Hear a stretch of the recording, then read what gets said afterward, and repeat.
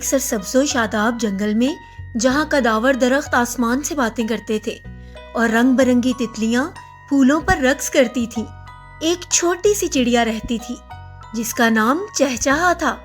چہچہا ایک خوش مزاج اور تجسس سے بھرپور چڑیا تھی، لیکن اس میں ایک بڑی خامی تھی۔ وہ ہمیشہ دوسروں کی نقل کرتی تھی۔ اگر کوئی دوسری چڑیا کوئی نیا گیت گاتی تو چہچہا فوراً اس کی نقل کرنے لگتی، اور اگر کوئی جانور کوئی دلچسپ حرکت کرتا تو چہچہا کی کوشش ہوتی کہ وہ بھی بالکل ویسا ہی کرے۔ ایک دن جنگل میں ایک عجیب و غریب پرندہ آیا۔ اس کے پر قوس قزح کے رنگوں جیسے تھے اور اس کی آواز میں ایک دلکش نغمہ تھا۔ جنگل کے تمام جانور اور پرندے اس نئے پرندے، جس کا نام زریں تھا، کو حیرت سے دیکھنے لگے۔ زریں اپنی مرضی کا مالک تھا اور اس کی ہر حرکت میں ایک خاص انداز تھا۔ چہچہا بھی زریں سے بہت متاثر ہوئی۔ اس نے فوراً زریں کی چال ڈھال اور اس کے گیت کی نقل کرنا شروع کر دی۔ وہ کوشش کرتی کہ بالکل اسی طرح اڑے، اسی طرح اپنی گردن گھمائے اور اسی سر میں نغمہ گائے۔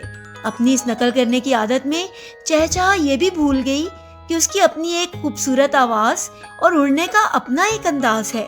جنگل کے دوسرے پرندے چہچہا کی اس نقل اتارنے کی کوشش پر ہنستے تھے۔ ایک بوڑھی عقل مند فاختہ نے چہچہا کو بلایا اور پیار سے کہا، چہچہا بیٹی، تم اپنی ایک الگ پہچان رکھتی ہو۔ خدا نے تمہیں اپنی ایک خاص آواز اور انداز دیا ہے، تم کیوں کسی اور کی نقل کرنے کی کوشش کرتی ہو؟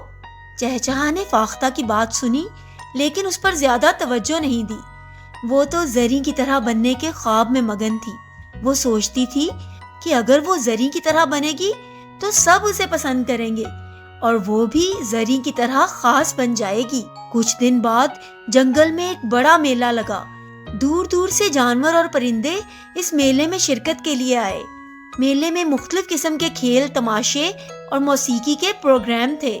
چہچہا بھی اس میلے میں گئی اور وہاں اس نے زریں کو ایک شاندار مظاہرہ کرتے ہوئے دیکھا۔ زریں نے اپنا ایک خاص گیت گایا اور ہوا میں ایسے کرتب دکھائے جو صرف اسی کے انداز تھے۔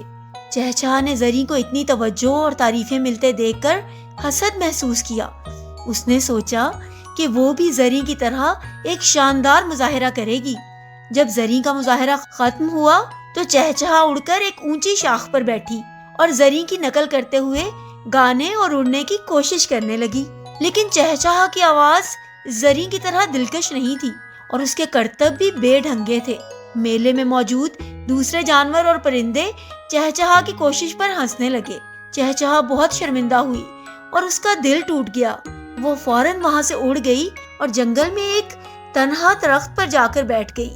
وہاں بیٹھی چہچہا گہری سوچ میں ڈوب گئی۔ اسے فاختہ کی نصیحت یاد آئی۔ اس نے محسوس کیا کہ وہ اپنی شناخت کھو بیٹھی ہے، صرف اس لیے کہ وہ کسی اور کی طرح بننا چاہتی تھی۔ اس نے کبھی اپنی آواز اور اپنے انداز پر غور ہی نہیں کیا تھا۔ اسی لمحے چہچہا نے ایک گہری سانس لی اور اپنی فطری آواز میں ایک سادہ سا گیت گانا شروع کیا۔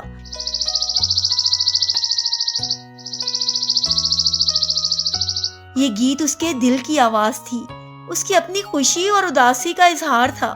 یہ گیت کسی اور کی نقل نہیں تھا، بلکہ اس کی اپنی روح کا ایک خوبصورت نغمہ تھا۔ جیسے ہی چہچہا نے گانا ختم کیا، اس نے محسوس کیا کہ اس کے ارد گرد کچھ جانور اور پرندے جمع ہو رہے ہیں۔ وہ سب خاموشی سے اس کا گیت سن رہے تھے۔ جب چہچہا خاموش ہوئی تو ان میں سے ایک خرگوش نے کہا، چہچہا، یہ تو بہت خوبصورت گیت ہے، ہم نے تو پہلے کبھی ایسا نہیں سنا۔ ایک چھوٹی سی لومڑی نے کہا، ہاں، اس میں تمہاری ایک خاص مٹھاس اور اپنا ایک انداز ہے۔ چہچہا حیران رہ گئی۔ اسے یقین نہیں آ رہا تھا کہ لوگ اس کے اپنے گیت کو پسند کر رہے ہیں۔ اس دن اسے احساس ہوا کہ ہر کسی میں اپنی ایک خاص بات ہوتی ہے اور کسی اور کی نقل کرنے کی بجائے اپنی اس انفرادیت کو پہچاننا اور نکھارنا زیادہ اہم ہے۔ زریں بھی اڑ کر چہچہا کے پاس آئی اور مسکرا کر کہا، چہچہا، تمہاری اپنی آواز بہت پیاری ہے، تم نے کیوں کبھی اسے سنانے کی کوشش نہیں کی؟ چہچہا نے شرمندگی سے نظریں جھکا لی۔ اس دن سے چہچہا نے کبھی کسی اور کی نقل کرنے کی کوشش نہیں کی۔ اس نے اپنی آواز اور اپنے انداز کو پہچانا اور انہیں نکھارنے پر توجہ دی۔ وہ اپنی مرضی سے گاتی اور اڑتی اور جنگل کے دوسرے پرندوں کو بھی اپنی انفرادیت کی قدر کرنے کی ترغیب دیتی۔ وقت گزرنے کے ساتھ چہچہا جنگل کی ایک مشہور اور پیاری چڑیا بن گئی۔ اس کے گیتوں میں اس کی اپنی روح کی سچائی تھی جو سننے والوں کے دلوں کو چھو لیتی تھی۔